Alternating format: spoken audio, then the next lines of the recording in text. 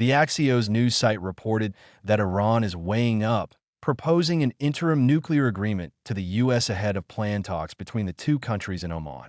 White House envoy Steve Wickham is going to hold talks with the Iranian Foreign Minister, Abbas Araghchi, on April 12th, while the U.S. still says the talks are going to be direct. The Iranians maintain the negotiations will be through Omani mediators. Iran, previously stating it wouldn't be bullied into negotiations, said that the U.S. should value this decision despite their prevailing confrontational hoopla. Iranian spokesperson Esmail Barkai wrote on ABC's, "In earnest and with candid vigilance, we are giving diplomacy a genuine chance. U.S. should value this decision formed despite the prevailing confrontational hoopla. We do not prejudge. We do not predict. We intend to assess the other side's intent and resolve this Saturday. We shall reflect and respond accordingly." Citing a European diplomat and a source familiar with the matter, Axios reported that Tehran is concerned that U.S. President Donald Trump's reported 2-month deadline for reaching a deal is too limited and is seeking more time to avoid a military escalation by the U.S. or Israel. An interim agreement could reportedly involve Iran partly reducing its uranium enrichment activity and allowing the UN increased access to its nuclear facilities as a confidence building step to a more comprehensive agreement. The report says that in response, Iran would likely demand that Trump ease his maximum pressure sanctions campaign against Tehran. This week, the Trump administration imposed 2 rounds of new sanctions against Iranian companies and individuals connected to the nuclear program and the oil industry. An Iranian proposal for an interim agreement could also further increase suspicion and skepticism in the Trump administration about Iranian leaders' intentions and whether they're trying to buy time without rolling back their nuclear program. Transparency with Prime Minister Benjamin Netanyahu at his side. Trump declared April 7 that his administration was holding direct talks with Iran on its nuclear program, though the assertion was quickly denied by Tehran, which did, however, acknowledge indirect talks. If the talks aren't successful, Trump warned, it'll be a very bad day for Iran.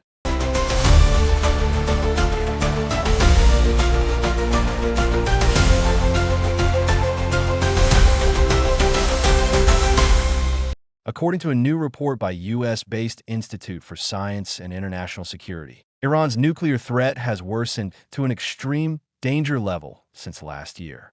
Since February 2024, the date of the last edition of the Geiger counter, the threat posed by Iran's nuclear program has worsened significantly. Major negative factors include Iran's greater nuclear weapon capabilities, its shorter time frames to build nuclear weapons, and the growing normalization of internal Iranian discussions favoring building nuclear weapons. The possibility of Iran deciding to build nuclear weapons has been increased by the ongoing military conflicts in the Middle East, pitting Iran and its proxy forces against Israel and its allies. A conflict Iran is losing the volatile security situation is now combined with the perception, if not the reality, that Iran is preparing to build nuclear weapons. The Geiger counter is an assessment tool used by the Institute to measure the threat posed by Iran to the United States and its allies, focusing on its potential to develop nuclear weapons. The report cited several factors contributing to its finding, including Iran's increased nuclear capabilities, shorter timelines to develop nuclear weapons, and growing internal discussions about weaponization. It raised concerns over Iran's continued development of advanced centrifuges and the possibility of secret enrichment plants. Iran's non-cooperation with the International Atomic Energy Agency and the ongoing military conflicts in the Middle East have further intensified fears of the country's nuclear ambitions, the report said. The report raised Iran's overall threat score to 157 out of 180, up from a 151 in February 2020. For indicating extreme danger.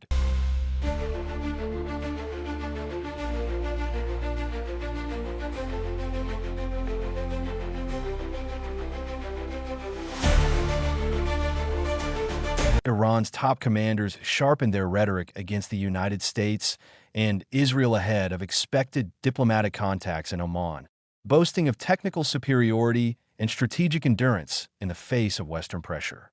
Despite all their claims, the United States and the Zionist regime are ineffective in practice.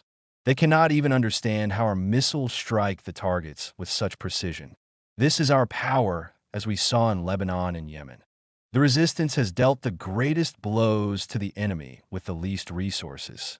Yemeni youth who could not even reach the Zionist regime with their weapons at the beginning of the war have increased the range of their missiles by 600 to 700 kilometers in a single year. This kind of progress is unprecedented anywhere in the world, Carney said. Western-backed forces, though well-equipped, remained helpless before the will of determined nations. At the same time, Navy Commander Shahram Irani said Iran's maritime strength had reached unprecedented levels, saying international actors now viewed his forces as a superpower. Today, the Emmys view the armed forces of the Islamic Republic of Iran and the strategic naval force of the army as a superpower, and the devil is seeking direct confrontation at sea by the grace and power of God. We will defeat and drown the devil in the sea, just like Pharaoh's people.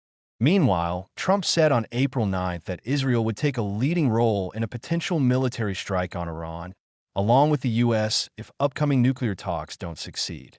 But with Iran, if it requires military, we're going to have military. Israel will obviously be very much involved in that. He'll be the leader of that. But nobody leads us. We do what we want to do.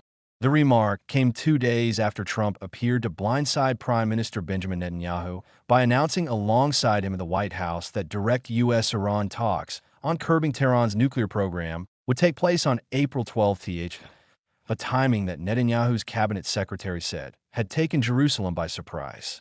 Iran has warned that it could expel UN nuclear watchdog inspectors from the country in response to external threats. As the country prepares to hold high-level talks with the United States in Oman, Tehran issued the threat, even as Foreign Ministry spokesman Ismail Bokeh declared that the country is giving diplomacy a genuine chance in good faith and full vigilance.